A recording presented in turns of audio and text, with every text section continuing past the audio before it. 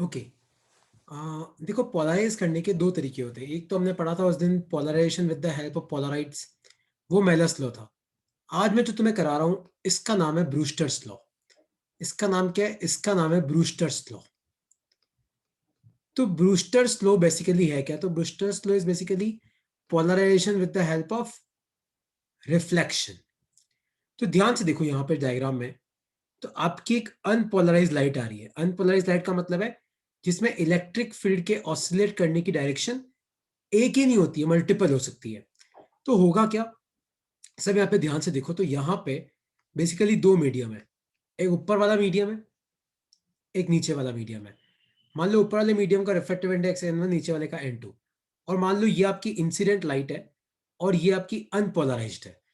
तो अगर मान लो, याद रखना, अगर किसी भी इंटरफेस पे लाइट गिरती है तो उसका एक पार्ट जो होता है वो रिफ्लेक्ट करता है, एक पार्ट जो होता है वो रिफ्रैक्ट करता है। याद रखना, अगर रिफ्लेक्टेड और रिफ्रैक्टेड के बीच में, जैसे मान लो कि ये तो है आपकी रिफ्लेक्टेड लाइट और ये है मान लो आपकी refracted light.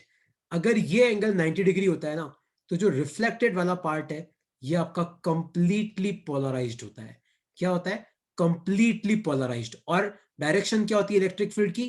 The electric field will be perpendicular to the plane of the paper. जो प्लेन है ना, ताकि इलेक्ट्रिक फील्ड कैसे ऑसिलेट करेगी? ऐसे जेड डायरेक्शन में। लेकिन कब? जब ये एंगल कितना है, 90। तो सपोज करो अगर ये आई है और मान लो ये आर है, तो आपको भी पता है आई इक्वल टू आर होगा, क्योंकि angle of incidence equal to angle of reflection.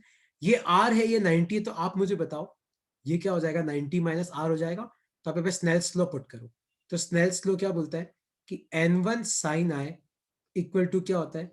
N2 sign R. तो N1 sine I equal to N2 sine, ये आर का मतलब यहाँ पे आर डैश लिखते हैं। आर डैश मतलब ये एंगल ऑफ रिफ्लेक्शन। तो आर डैश यहाँ पे कितना दे रखा है? 90 माइनस आर। लेकिन आर किसके बराबर है? वापिस अपने को पता है आर किसके बराबर है? आई के। तो अपन क्या पुट कर सकते हैं? देखो, अपन पुट कर सकते हैं N1 sine I equal to N2 cos i. क्योंकि 90 minus i, so sine 90 minus theta cos theta. तो यहां से आपका टेन आई कितना आया? N2 upon N1। और इस एंगल को हम बोलते हैं ब्रूस्टर एंगल।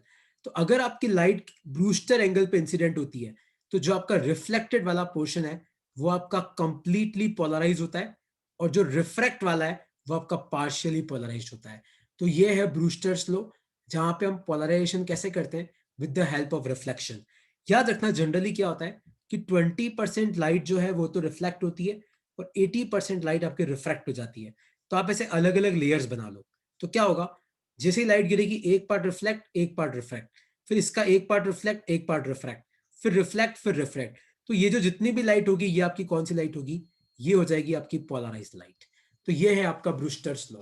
तो ब्रूस्टर्स लॉ क्या बोलता है कि अगर रिफ्लेक्टेड और रिफ्रैक्टेड लाइट एक दूसरे के परपेंडिकुलर है, तो जो रिफ्लेक्टेड लाइट है that will be completely polarised in nature. ठीक है?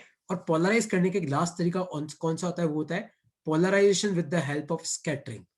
एक और तरीका होता है, वो होता है पोलराइजेशन बाय स्कैटरिंग।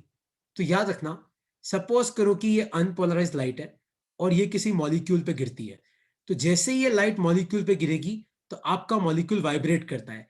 लेकिन याद रखना, अगर ये इंसिडेंट लाइट है तो इंसिडेंट लाइट के परपेंडिकुलर जो लाइट स्केटर होती है, चाहे नीचे चाहे ऊपर, that will be polarised in nature.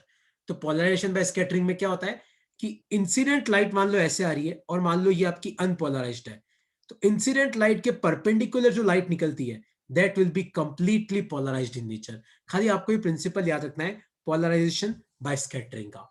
तो ये आपका पोलराइजेशन है, इसमें मेलस लॉ होता है। मेलस लॉ पोलराइट के लिए, ब्रूस्टर्स लॉ और पोलराइजेशन बाय स्कैटरिंग।